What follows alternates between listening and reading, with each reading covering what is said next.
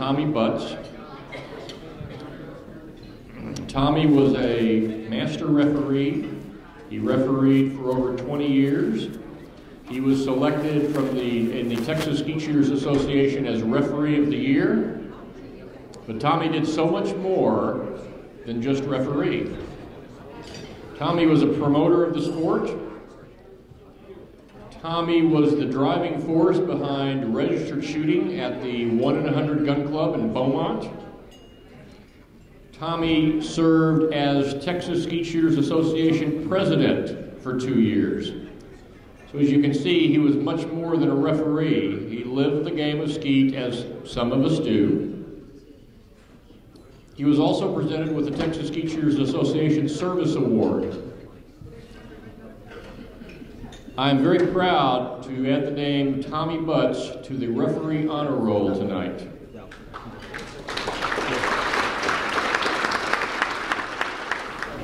I'd like to now call to the podium to introduce your next referee that will be put on the honor roll, Mr. Barry Rich. Barry, will you come up, please? It's truly my pleasure to introduce B.J. Yates tonight for the Referee Wall of Fame. B.J. is someone, if you've ever shot skeet in Tennessee or the Southeast, you know who B.J. is. She's impacted my career, taught me a lot about the game, has been a fabulous spokesman for the sport. A couple of things about her is BJ actually had a 5-person team at one time known as Precious. So you need to understand that about her. But she handed me a list of things tonight with it listed on here, and a lot of us know her well, and we thought we knew her well. Kind of surprised me. She has been to every World Shoot since 1982, except one. She has been to Zone 4 shoots, and she'll get up here and correct me if I'm wrong. I know in excess of 20 years in a row. She was the first lady chief referee for a state. She was the first lady master referee. She was the first lady to be voted by her peers as NSSA Referee of the Year. She has all these accolades and these things, but BJ taught me an important lesson. She does a tremendous amount for skeet. She's not refereeing. A lot of times you see her inside where I am sometimes, and she's sitting there checking score sheets. She's doing something, always. She never asks for any recognition. She doesn't do it for glory. She's been a director from Tennessee for as long as I've been in the game. So she serves an awful lot besides, as Robert said, being a referee. One of my best memories of BJ was when Louise and I cooked up taking the ladies shoot, and the ladies from Florida were going to not throw it anymore to Memphis. BJ is one of the first people that I reached out to and said, I need you to come. And for those of you who don't know, when we threw that shoot, we don't pay our referees. And she looked at me and she says, well, fine, I'll referee. And I said, I don't want you to referee, I want you to shoot. And she said, I'm not sure I want to do that. And I said, you need to come shoot. And so for 2 years she shot, and then for every other year that was there, she showed up and refereed for us. But that's the type of person she is. No one I know in this room deserves this award better than she. Thank you. And now we come to the final referee that's going to have his name placed on the referee honor roll tonight. This referee began refereeing at a very young age. He was actually certified as an NSSA referee at age 11. No one would hire him. He was too young. But at age 12, he pulled his first registered targets. He achieved the status of master referee in 1991. He was the Texas Skeet Shooters Referee of the Year 3 times. He was the TSSA, that's Texas Skeet Shooters Association, Chief Referee for 5 years. He has been selected as the NSSA Referee of the Year. He was one of the first FETAS referees when sporting clays first became available. He was one of the first FETAS referees in the country. He still referees to this day and has refereed for decades. You can find him being the chief referee at the Blue Goose Shoot at the Greater Houston Gun Club. His family, of course, has always been involved in the game of skeet for many years. His mother, I'll talk about that in a minute. Right now, let's introduce Shayne Roberson. Shayne Roberson.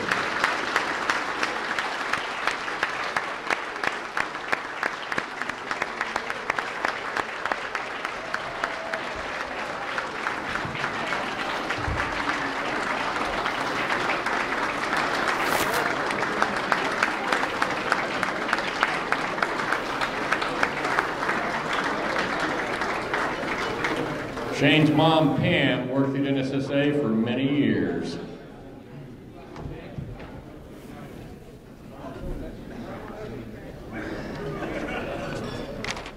We'll recognize the lady with the highest high overall average last year, and that goes to Catherine Adams. Catherine Adams, the 9803 high overall average. I don't think, is Catherine in the room? No. Catherine is not in the room, but, I'm sorry? She's in college. Well, of course. Why would she be here then? Okay, here we go. Both your 12 and your 20 gauge high average leader in the open division, won by the same shooter. Long-time shooter, many-time world champion, not here in attendance tonight. I believe he's on the grounds, but not in attendance. That would be Michael Schmidt, Jr.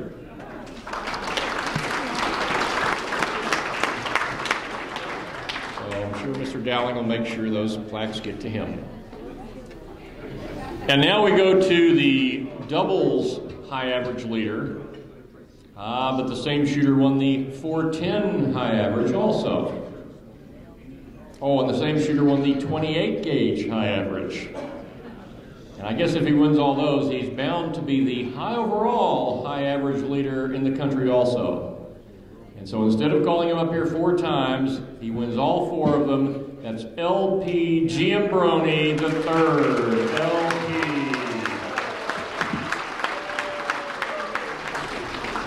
All right, and now, to introduce your first Hall of Fame inductee, I call to the podium Don Snyder.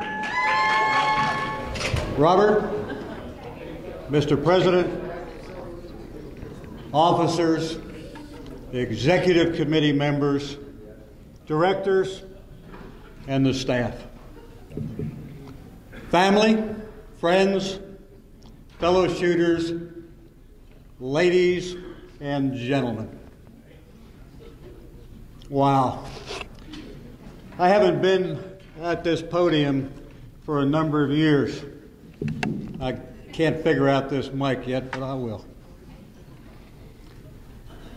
And this time, instead of just being fun, it's an extreme pleasure to introduce your 2015 Ray Boller Hall of Famer, Mrs. Louise K.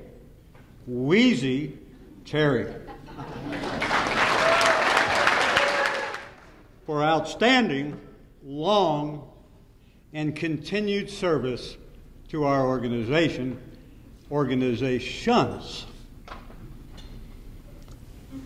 If you've not read the bio in tonight's program, please do, because it's extremely impressive.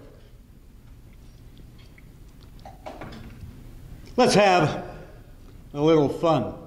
Some interesting skeet trivia. Robert, are you ready to copy? I'm ready. Atta guy. One thing the bio indicates is that Wheezy became an NSSA member in 1959. Hell, I was only 14. She was younger. Sitting on our table this evening is an Irish shooter and storyteller, Tommy Heffron, a former New Yorker and a member of our hall. Tommy has known Wheezy for quite some time. So Tommy, me boy, just answer me one question, and you can do it up here. Come on up, me boy, come up here.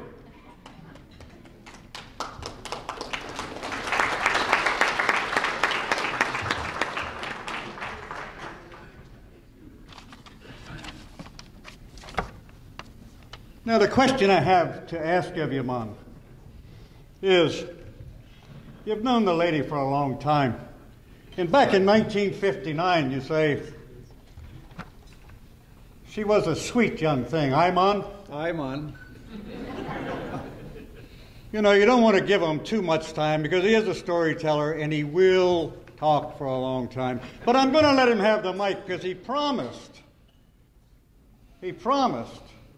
not to take too much time.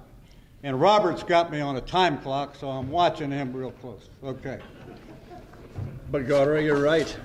Well, get up there and say your piece now. Anyway, I was around and privileged to see a champion being born. As teenagers, one of the highlights of the year was going over to the Tompkins County Fishing Game Club on Wednesday nights. And I'm not too sure what was the Orange Kiss or the root beer that was more popular than the skeet shooting.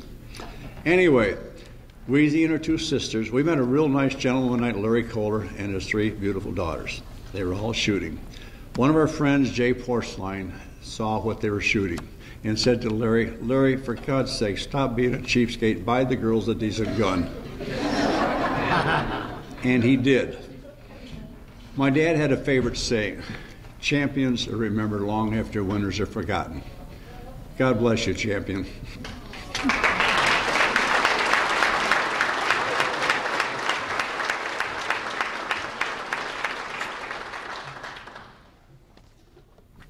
The program also indicates that she competed until 1966. And this is where our paths crossed at the World Skeet Championships hosted at the Rochester Brooks Gun Club, Rochester, New York. And many of the people at this table, our paths crossed. We didn't meet. However, I did watch with a bit of enthusiasm a young California lass who was on fire as a shooter, Diane Vermillion. Robert, scratch that. Scratch that. Scratch that. Wheezy's NSSA number is 27113. And she has amassed well over 225,000 registered targets.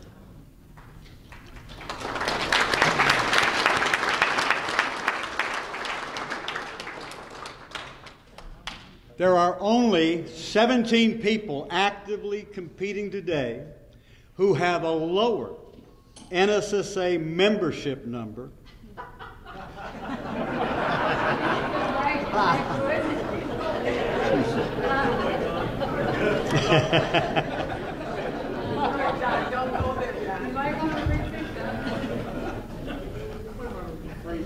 and there is only one active lady shooter who has a lower NSSA number, and that number is 22404. Does anybody in the audience know who that might be? Helen Sweatman, you're right. Helen here, come on, there she is. Okay. Okay. And that's because of me. Back when I was chief instructor of the NSSA, I was giving lessons to Helen and discovered she'd shot as a youngster. So I asked her if she would like to have her original NSSA number. I found it, and voila. If I've not done that, Wheezy would be the #1 active lady competitor by NSSA number. However, she is the #1 continuously active lady shooter by NSSA number. Note, this is not an invitation to get previous numbers. Please. It's extremely difficult at best. Further research has provided me with one other interesting fact. There have only been 4 previous members of our hall who have been inducted for both their shooting prowess and service to our organization. Alex Kerr, Chesley Chet Kreitz, Howard Confer, and Lieutenant General Ken Pletcher. Wheezy will be the 5th.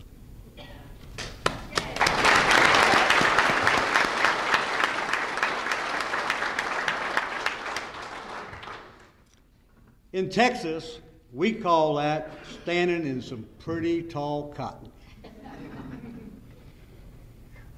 However, our inductee has 2 other number one positions.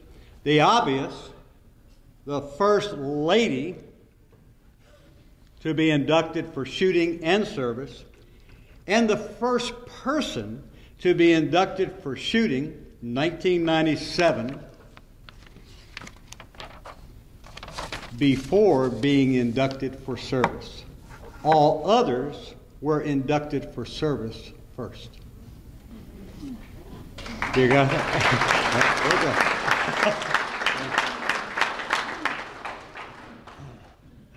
She is the first and maybe the last lady shooter to serve as our president. Again, a number one position. I remember a particularly interesting and funny event that occurred right after Wheezy took office. We went to the ATA Grand American in Sparta, Illinois. We went at the invitation of Dr. Tom Arvis, then president of the ATA, for Louise to meet and talk with their board of directors. Well, when we arrived, several of the board members were sleeping. One individual took jabs in the ribs. You know, this guy was trying to wake this guy up with these words: "You gotta see this." You gotta see this. I said, wow, this is driving an impression. She is the mother of the berm in front of the Dirty Dozen, and has taken our museum and Hall of Fame building, with the help of Mike Brazell and Jim Harris, to its current level.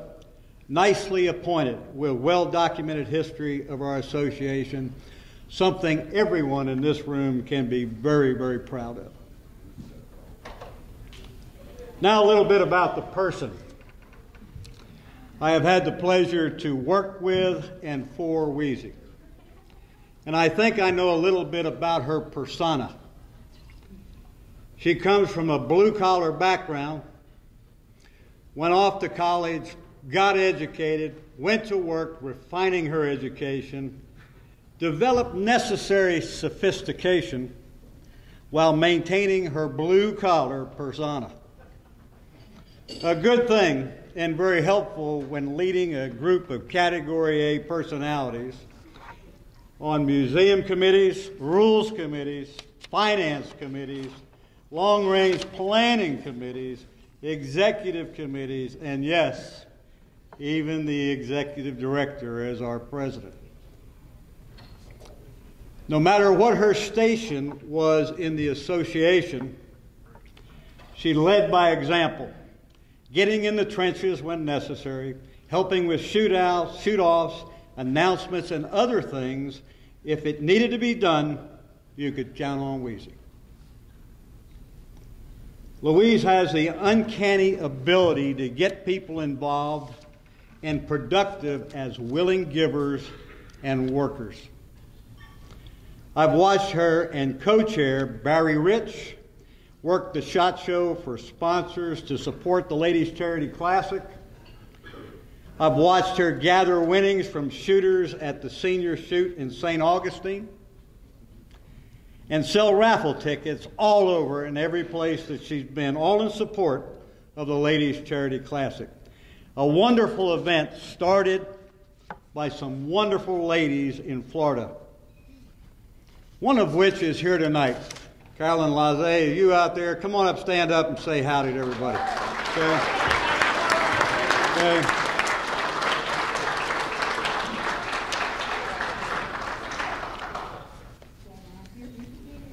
Mary Beverly, and many of you may have remembered Andy Beverly standing up here sometimes many years ago as the announcer, so to speak.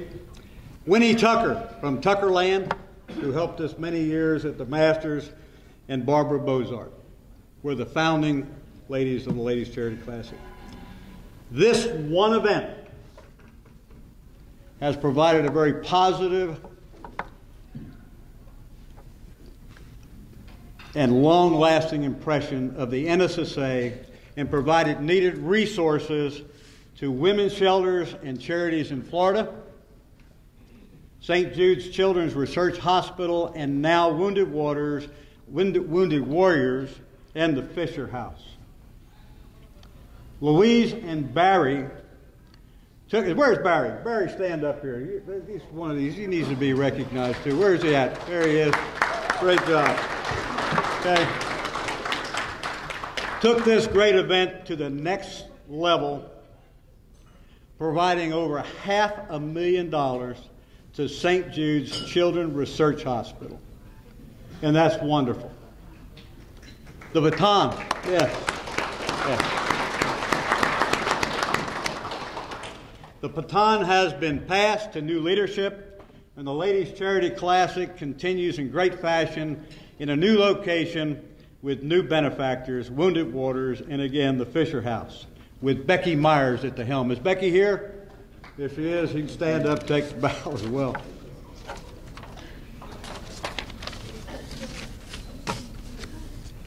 We have not always agreed, and I have on occasion asked her to humor me, and she has most of the time. Shortly after retiring, I remember telling Louise what really used to piss me off during her administration was she was mostly always right. It was like working for your wife.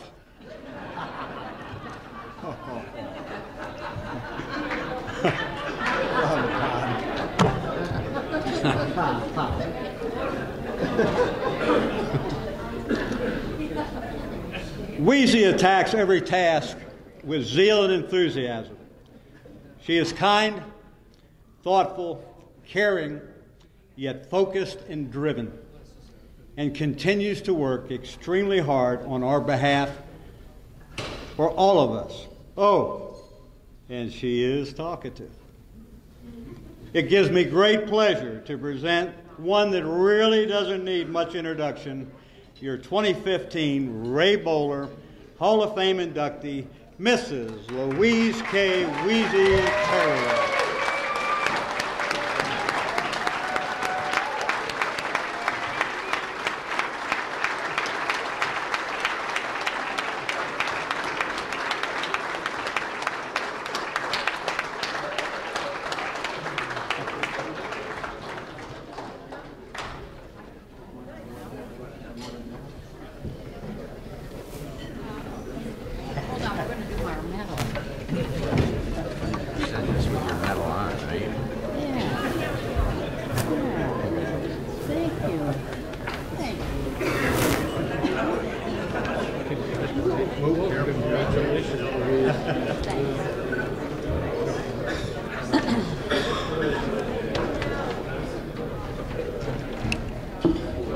Thank you, Don.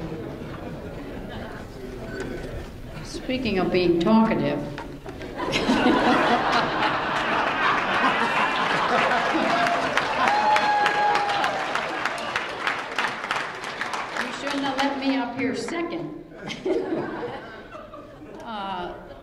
is really a wonderful night, and thank you all for coming out. I want to thank the selection committee, and I want to thank the EC members for recognizing me with this great honor. This microphone is a little flippy, isn't it? And you can't get it out, so I guess this is it. Can you hear me? First of all, I also want to congratulate Tami. Where are you? Right here. Tami and BJ and Shayne and Tommy's family for all of your accolades tonight and your achievements. Well deserved. Congratulations. And then I want to introduce quickly my table. Don already did part of it for me, but first of all, I want Bill to stand up, because there are a lot of people who think that my husband is a figment of my imagination. And he really is here. He is my old two-man team partner, literally. And we've been married 49 years in December. But he quit shooting skeet in 1985.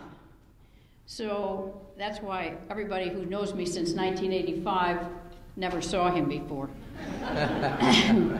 But he's the one who maybe has endured the most through all of this effort and all of these years. And thankfully, we both understood each other enough and have worked it out. So all the time I was traveling and away from home, he was figuring it out, and actually then he would go off and go fishing or do something else, so maybe he really liked it, I don't know. My sister Margie is here tonight. Hollis Boss. I think some of you know that when I started shooting, and it's correct, it was 1959 in Rochester Brooks. Hollis was my first referee. Dad and I showed up at this field. We're getting ready to shoot. Tom was there with his dad, and this big tall guy stands up and says, "Hi, my name's Boss, and I'm your referee." And I thought, well, is he the boss or is he the referee? What? And Hollis and our families have been close and friends for 50 years, so I'm so glad you're still here tonight, Hollis. And my squad mates from New York of many years, Andy and George Lear and Craig Parsons.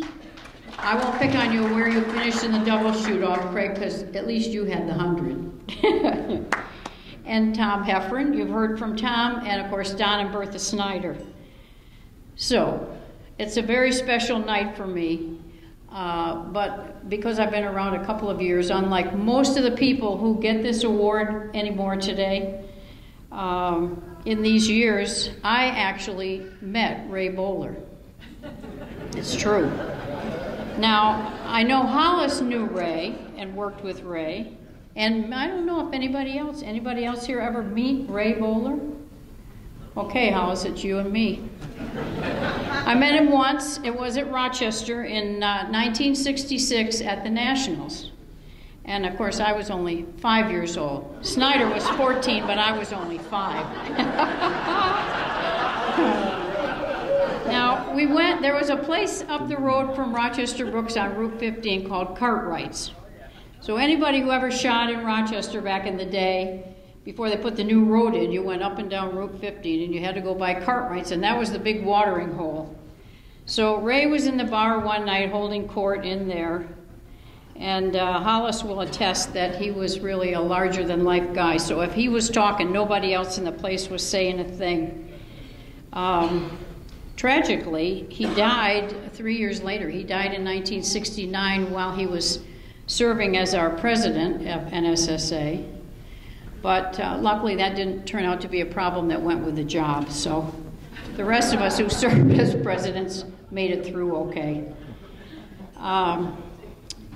So I've been around Skeet long enough that an occasion like this is an opportunity to reflect on all my years spent in the association in many numerous roles. So in August of 1959, I shot my first registered shoot at Rochester.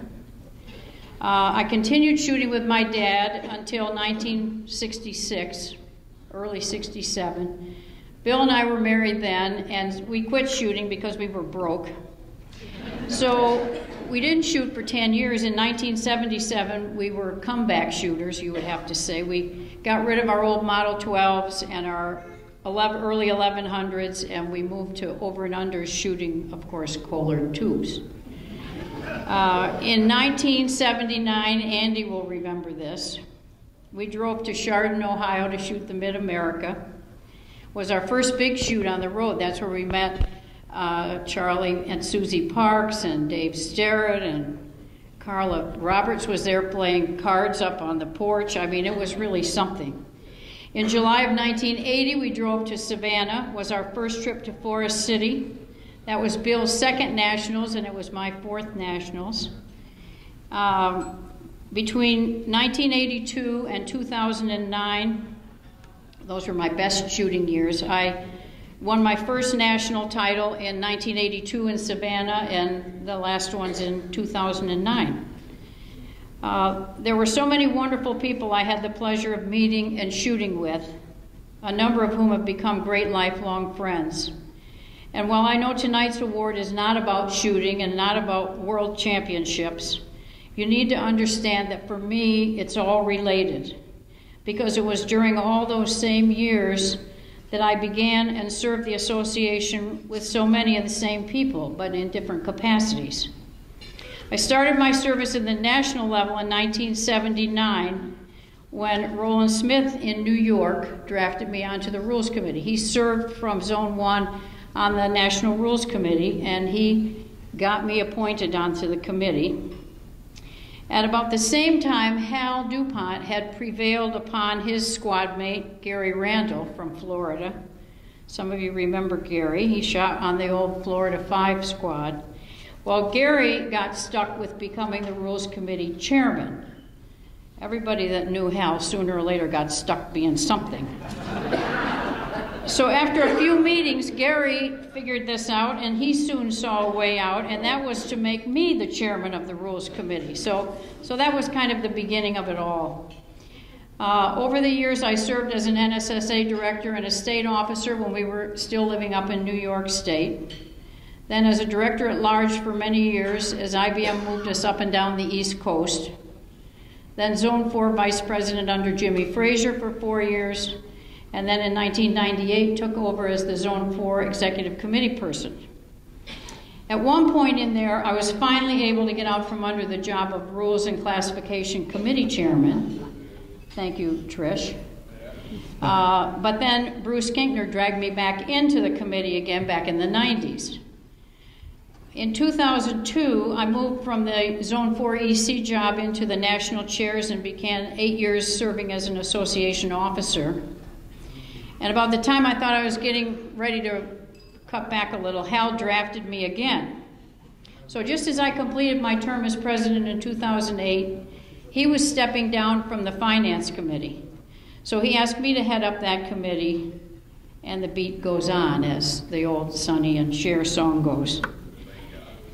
It's reflecting back over all these years and recalling all the people I worked with and who have given so many years of service, which is what makes this association what it is today. Many people today don't realize that back in the 60s and early 70s, NSSA was really just an office. We were operating out of leased space in Dallas with little to show for ourselves. Guys like Alex Kerr and Jim Lear and General Pletcher stuck their necks out at various times to take a chance, not the least of which was buying in 1973 the first parcel of today, what is our NSC here in San Antonio, which is now 670 acres, and we own it all. It's paid up. Now, I don't want to be disparaging, so Mike Hampton, don't tell anybody I said this, but stop and take a minute to look at where we are compared to the ATA today and where they find themselves. It's thanks to a lot of years of service of a lot of great leaders. After that initial Texas land purchase, which was very controversial, by the way, I recall Hollis Boss then having to deal with the future location questions when he was president. Should we stay in Texas or relocate again to a different property? In early 1984, Charlie Clark and then Teddy Hatfield made the decision and worked through all the details to make our association a 501c3, which was critical to our future back then and made a big difference in how we were able to move forward. Hal DuPont in the late 80s steered us through both a financial and a leadership crisis. In fact, that's why he stayed on and served 2 terms. Now, many people, including me, didn't always agree with Hal's approach to things. If you knew him, you knew that was an understatement. But you always knew where he stood and you knew what his intentions were. His work and his personal efforts were always in the best interest of securing the future of our organization, not the least of which was hiring Mike Hampton Sr. in 1987, and then the creation of the NSCA in 1989. Now, many people, including me, didn't always agree with Mike either,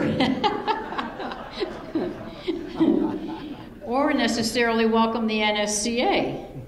But looking back, nobody who knows the facts today can deny that these were both the right moves for the association, and they are what has really secured our position we enjoy today. And that's our 670 acres of our home grounds paid up, 45,000 association members, and $3 million in the bank. Are things perfect? No, but we've come a long way. Now, speaking of guys who have given their all to this association, I got to tell you a cute story.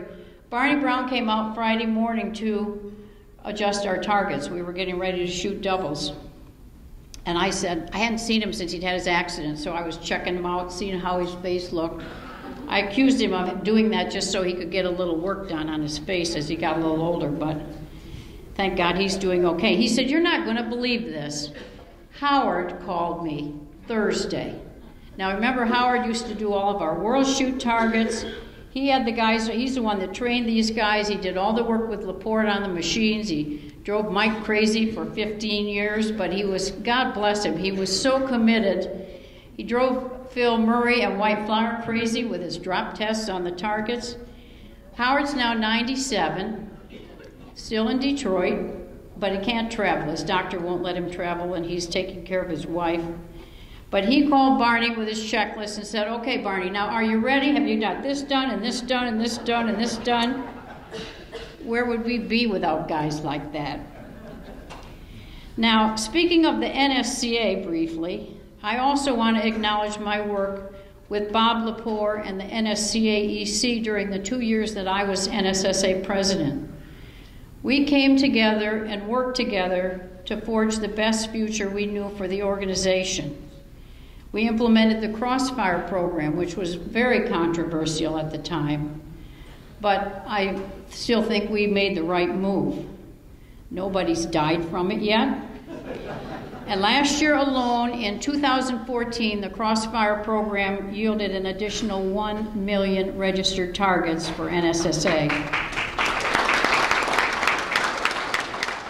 Bob Lepore also worked with Bill Harder and Al Magyar and I as a charter member of the Long Range Planning Committee, and we spent many hours trying to figure out how to strengthen the future of the organization, including in 2009 and 10 when we spent 18 months creating the 10-year master plan.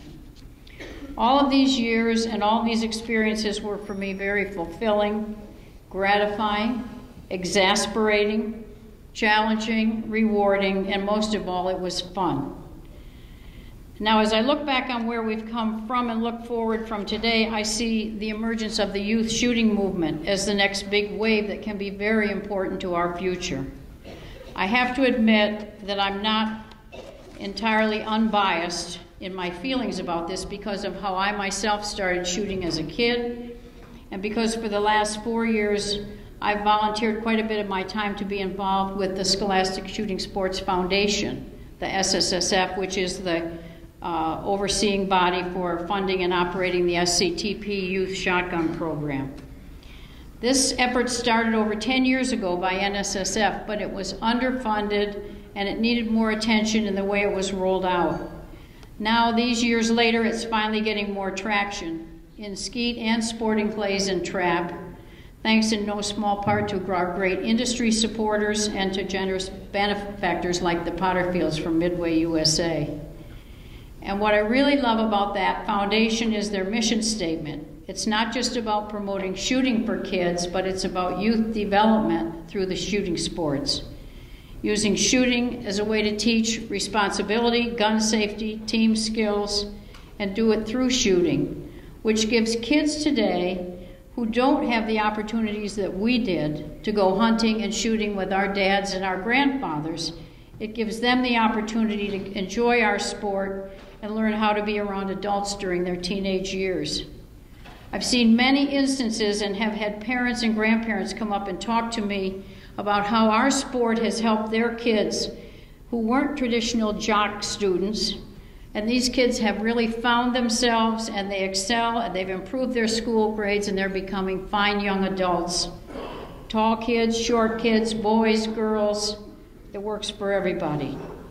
And the fact is, along the way, they and their families are learning about our Second Amendment and our Constitution, which I think is even a bigger bonus for me. Now, I've heard all the arguments about why we should or shouldn't support youth shooting and spend money on kids to shoot. They go away to college, they get married, they drop out, they have kids. Well, so did Louise Terry between the ages of 20 and 30. And like me, many of them, when they're able, will be able to come back to a sport they love and enjoy it for a lifetime. And even if they can't come back to shoot, all of them are going to be voting. And I'd much rather have them voting on our side than on the side of the junk they're learning in school today, in our public schools. So when looking ahead and considering the future, let me also go back for a minute to NSCA. I feel strongly, those of you who know me know this is true, I feel strongly that the NSSA and the NSCA need each other, and we're stronger together than we are apart. I hope we can all get comfortable with the fact that we are not each other's enemies. Our collective enemy is out there and is trying to shut us all down if we're not careful. So let me just say again, we're stronger together, and I hope that'll continue. Looking back, I feel very fortunate to have had the benefit of being introduced to Skeet at such a young age, because I truly believe it did influence who I became as a person and what I was able to achieve in my life and in my professional career. I wish my mom and dad were here tonight, but they're watching from up there. And I wish Hal were here too. Ginny and Campbell are here, his daughters, and I know that we wish him all well, and they'll fill him in on how the evening's going. So in closing, there's two other things I want to say, and two groups I especially want to mention. First is our Skeet referees. We won't have our game of registered skeet without them, and they have all become great friends and have been a wonderful group of guys and gals supporting us all these years. So thank you to all of our referees.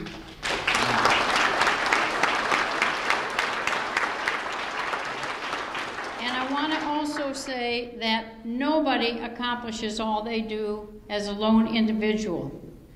This Ray Boller Award tonight recognizes my years of service and leadership, and I accept that graciously. But I have to acknowledge the efforts and the work that gets done by all of our volunteer committee members in the association, all of our national directors, our executive committee people over the years, and especially the support of the association staff here at headquarters. In addition to the leadership of so many great officers over the past 40 years, we've also had the benefit of many, many dedicated staff folks at NSSA who have contributed in their own ways to the success of our team. And I'm proud to have worked with almost all of them. Thank God a number of them are still here with us, and it is what makes us what we are today and will be tomorrow. You know, without his Third Army, General Patton would have just been another guy standing up on his Jeep waving his pearl-handled pistols. But he led the team that got the job done. So I feel like I'm the lucky one here tonight, and I'm very honored to join all the other Ray Boller recipients in our Hall of Fame. I want to say that I think we're so fortunate to be living in this country. So please continue to thank and pray for our military service personnel, active and retired, who make it possible to do what we love. Thank you all, and God bless America. All right, and now to introduce your next member of the NSSA Hall of Fame, I call to the podium Mr. Bill Myers. Well, I'd like to thank everybody for staying this late just to hear me talk. But as I look over the crowd, I feel a little bit like Hillary Clinton. All the money you paid to be here tonight and just hear somebody like me up here ramble.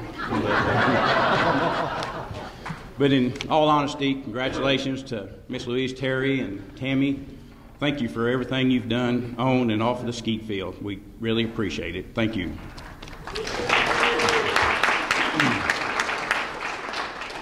I've got the pleasure of saying a few words about Tami. I'm just going to tell a little story about her, how she got from point A to where she is tonight. And one thing I'd like for you to remember as we go through this little story is that size matters. And you can think about this a few times as we make a few comments. But anyhow, Tami was raised in eastern New Mexico on a farm. And as a typical student and girl back then, well, she went to school at a real small school, possibly 150, 200 students. And she did the normal thing that most students do at a little small school. She participated in all activities, FFA, sports, volleyball, track, basketball. And she done pretty good in volleyball. As short as she was able to do a lot of digging on the balls when it got hit on her side. She didn't have to travel very far to hit the ground. And in basketball, she done pretty good. She was a point guard, and she never got injured by trying to dunk the basketball. So that was a plus on her side. And in track, she excelled some in track. She was fast enough to go to the state track meet and stand on the awards podium for 2 years in a row. And she competed against girls in the whole state of New Mexico at that time. So her only drawback on track was she didn't like to run in a circle and end up at the same place she started and wonder why she was doing this sort of thing. But I guess thank goodness that a skeet field is only a half a circle, and she likes that much better. But anyhow, she progressed through school and she got into her junior and senior year. Well, most of the coaches thought she's too short to play sports. And I think what these coaches might have failed to realize is that the size of her heart offset the length of her legs. So that was their mistake. But anyhow, as time went on, well, she came home and asked Elaine and I, said, can I start shooting skeet? And she was very familiar with skeet shooting in that I had been shooting for several years, and of course she pulled for me when I could get her out of the refrigerator and get her out on the skeet field. But she did understand the game. She traveled to the different shoots with the ones I shot with. So our big dilemma when she come and asked us that question is, who's going to teach her? Me being as smart as I am, I thought, it's not be a good idea to teach your kids or your spouse how to shoot skeet. I thought, can you imagine a teenage girl, red-headed out there with a loaded gun, and you arguing about how she missed the bird?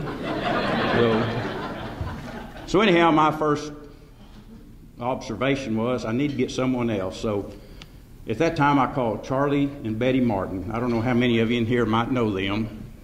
I know at this table they do. But anyhow, I'd been shooting with Charlie and Betty for several years, and Tami was familiar with them, and they knew her. And so when I called, well, Charlie was real excited. This was the first student he'd ever worked with that was shorter than he was. So anyhow, I called them, and they agreed to work with them. And Charlie was going to do the teaching, and Betty was going to help him. Of course, Charlie being a former world champion, he won the HOA in 1985, I believe, Robert, and as well as 28 gauge. So he had the credentials as well as resume to teach and probably be in this Hall of Fame one day. But anyhow, he agreed to undertake this project, and Betty was going to help him. And Betty had another help on this part. She was going to be the interpreter. I don't remember, all of you knows Charlie, but he was fluent in 3 languages, English, Spanish, and cowboy. So Betty was going to be the translator to translate what he told Tami to language that she could understand. So we started getting together at either his place or mine. Each of us had skeet fields behind the barn. And if you get the picture, Tami's on the station, Charlie's standing behind her looking over her head, Betty's standing behind Charlie looking over his head. So there you got two different sets of eyes telling her what to do at any particular time. And she picked up the idea of skeet shooting real rapidly with their help. And she started hitting the birds. They taught her foot position, they taught her leads, they taught her hole points, they taught her everything involved with it. And she, like I say, she picked up really quick. And there's another little part she picked up with skeet shooting that I was a little surprised at, is how she got into that, and that was reloading. And she wanted to reload all the time. But her idea of reloading was getting the shells out of the bucket, putting them in her reloader pouch, and then reloading her gun. So, and she still does that real well today, by the way. But anyhow, with her help, she started shooting 25, she started shooting 50s, she started shooting 75s. We went to the different shoots, and then she started shooting 99s. Yeah, remember that? She shot the first 25 at Tucson, is that where it was? First 50 at Tucson, first 75 at Tucson. We got around the low 8, and all the squad members, we was back there trying to figure out how we was going to shoot her cap. Well, she hits her first low 8, and guess what? She misses her second low 8. And that was a little discouraging. But shortly after that, well, at Houston, she redeemed herself, and she shot the first 100 straight in the 28 gauge. And her first real major shoot that she had success at was at the Mini World when she was going to college. She shot the Mini World 410 and won it. And I think her and LP remembers that pretty well. But remember that, LP? Anyhow, after that, after she shot that 410 in the Mini World, well, she wasn't scheduled to shoot the Main World. And she just pitched a hissy that she wanted to stay there and shoot the Main World after the success in the Mini World. Well, since I was paying for college, I decided she needed to go back to school and be there on Monday morning for classes. And I think if you'll look behind the stadium field when you get back there tomorrow, there's still some drag marks where I drug her from the stadium field. And I put her in her car, and she went back to college. And it wasn't many months till she started talking to me again. I think she needed more reloads about that time. But her first real major shoot was in Las Vegas, Nevada. It's Comstock. She ran her first 4x there.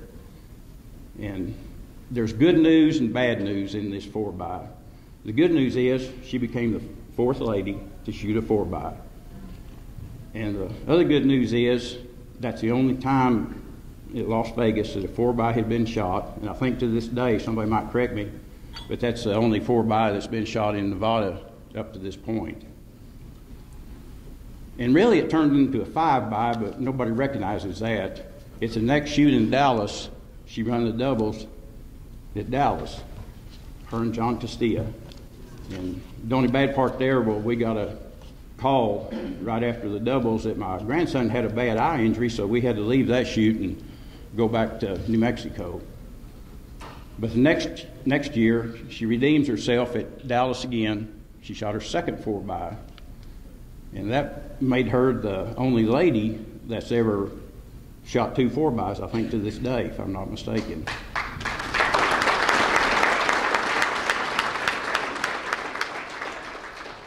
And as recently as 2011, at the World Shoot, she shot a 449. And she got runner-up in the 410. She won the ladies HOA, and I think she won 2 other ladies championships at that time. And she won the AA HOA. So she had a really good shoot then. And I really believe that if she put her devotion and her time and her priorities back into skeet shooting, that she would be shooting good scores again. And when I think back about all the good things she done on the skeet field, well, There's no saying that I think really describes Tami and the success she's had. And sure everybody's here has heard it. It goes something like this. It's not the size of the dog in the fight, but the size of the fight in the dog.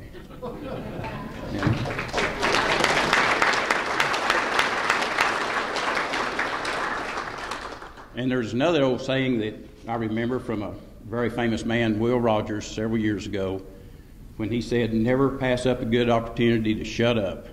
So with that being said, it's my pleasure to present to you my two-man team partner, Miss Tami Meyers.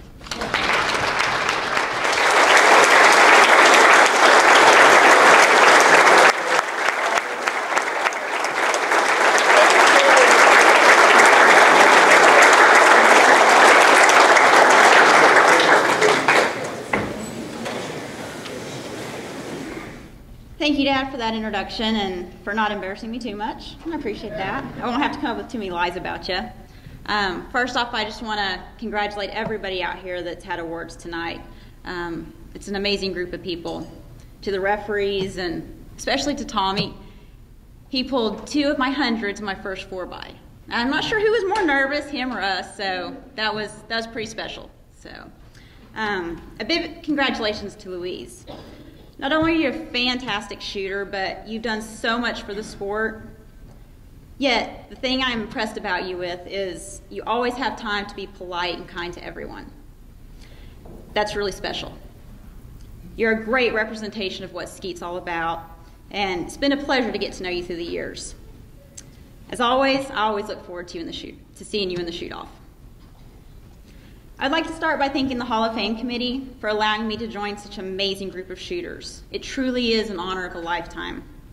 As you all know, Skeet can be a very frustrating game, with only a handful of people ever leaving the shoot truly happy. So in the rare moments of complete satisfaction, such as this one, it's nice just to take a breath and know that it was all worth it. Shooting Skeet, as Dad always said, is a great equalizer. Junior shooters can shoot against veterans, women against men, with no one knowing the outcome until they walk off the shoot-off field. That's what I really love about the game. No one has a greater advantage than anyone else. Everyone has an equal shot. No other sport I know of can bear that claim. Skeet can also be such a confidence booster, allowing you to control your own fate, at least for an hour and a half, with no one to rely on but yourself. There's no greater feeling than coming off a shoot-off field as a winner, with everyone shaking your hands and congratulating you. Then occasionally, when that confidence gets a bit too high, it'll just as quickly bring you back down to earth, with no one to blame but yourself. But as you always remember the highs you got from your first hundreds or beating one of the greats, you'll spend hours of practice in the sun and the rain just to have the chance of that feeling again. I encourage all of you young shooters out there to remember the highs.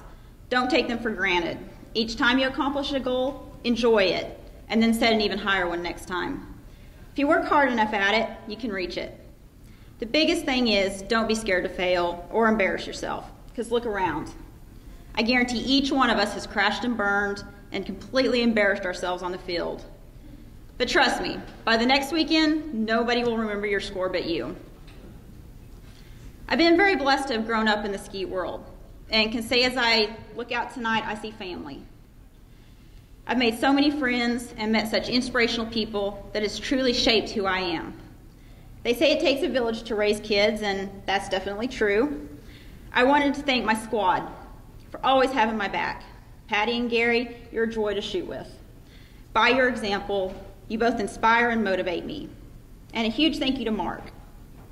You've always been behind me, literally, and oftentimes the voice in my ear when I'm starting to panic or have already crossed that bridge. You've always treated me as an equal and expected great things of me, which makes me think I can actually accomplish great things. I appreciate you always being there for me in Skeet, but most importantly as my friend. There aren't many people in the world that I turn to, but you've always been at the top of that list. A quick thank you to Ryan. I'm not sure you knew what you were getting into, but I'm glad you did. You have a lot of patience putting up with me and letting me hang out at shoots and gun clubs all the time. You've even become quite the shooter, and I know it's just a matter of time before you're running hundreds. Maybe a little faster with Dad's help and not mine. Next, the most influential person in my life. My coach, my cheerleader, occasionally my enforcer, oftentimes my dog sitter, and always my best friend. I want to thank you, Dad. You've been the one constant in my life, and it doesn't matter what you say. You know you're the one that taught me everything I know, the good and the bad. This honor goes to both of us, for if it wasn't for you, I wouldn't be here. You put in countless hours on the field with me and always supported me through the joys, and just a few of the times of me threatening to quit and shoot trap. Although you were sometimes known to get a bit upset at me, like the time I got my finger caught in the 1100, you weren't really that bad, like when you gave me your K80 after I got my finger caught in the 1100, which I still shoot today. I look up to you in more ways than you can imagine, and I've always pushed myself to be as good as you are in every aspect of my life. You've always been such a good influence, and I appreciate all that you have taught me, both on and off the field, and I wouldn't trade one single thing about our years shooting together. And I look forward to a lot more to come. Lastly, I want to thank someone that couldn't be here tonight, my biggest cheerleader, and the one that took the brunt of mine and Dad's grumpiness on those long ride homes after we did bad, yet still wouldn't miss a shoot for anything. Although Mom isn't here tonight, I know she's watching us right now, just as she always does, with a big smile on her face, and I want to thank her for always being my biggest cheerleader. Finally, I wish all of you out there the best of luck in your shooting career. I hope each of you accomplish whatever goals you set for yourselves. Always remember, it's just a game, but it's the people you meet and the laughs that you share that make Skeet truly a best game in the world. And one final thought from one of the greats: if you don't miss, they can't beat you. Thanks. And that wraps it up, folks. Drive safe, shoot well tomorrow. Have a great shoot.